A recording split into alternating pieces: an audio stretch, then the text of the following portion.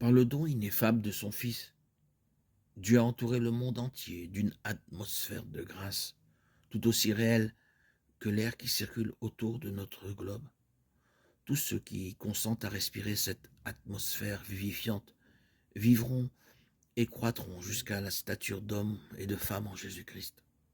De même que la fleur se tourne vers le soleil dont les rayons assurent la symétrie et la perfection, de même, nous devons nous tourner vers le soleil de justice dont la lumière céleste brillera sur nous et transformera nos caractères à la ressemblance de celui de Jésus-Christ. C'est l'enseignement que donne Jésus quand il dit « Demeurez en moi, et je demeurerai en vous ». Comme le sarment ne peut de lui-même porter du fruit s'il ne demeure attaché au cep, ainsi vous ne le pouvez non plus si vous ne demeurez en moi. Sans moi, vous ne pouvez rien faire. Jean 15, 4, 5.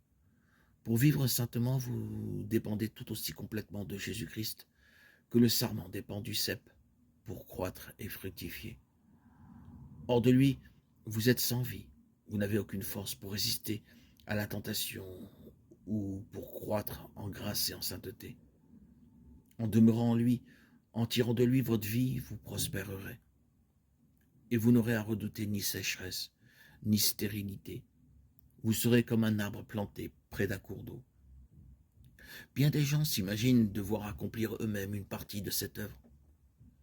Ils ont eu confiance en Jésus-Christ pour le pardon de leurs péchés. Mais ensuite, ils veulent faire le bien par leur propre effort.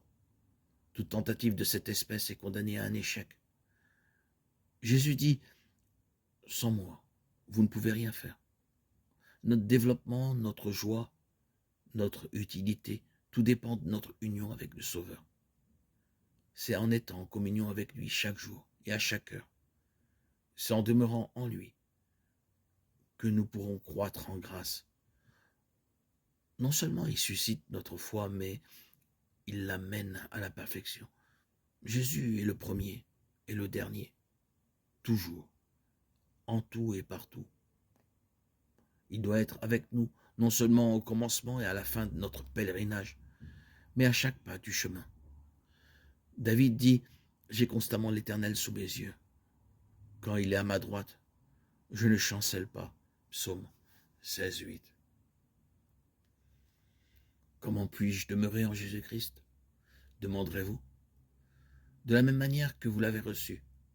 Comme vous avez reçu le Seigneur Jésus-Christ, marchez en lui.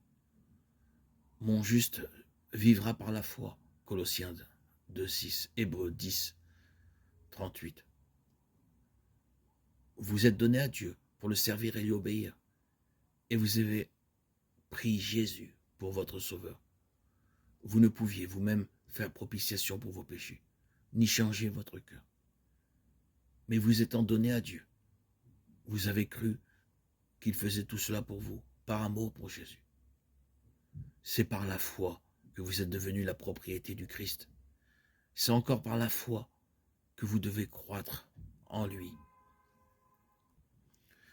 Vous devez tout donner, votre cœur, votre volonté, votre service.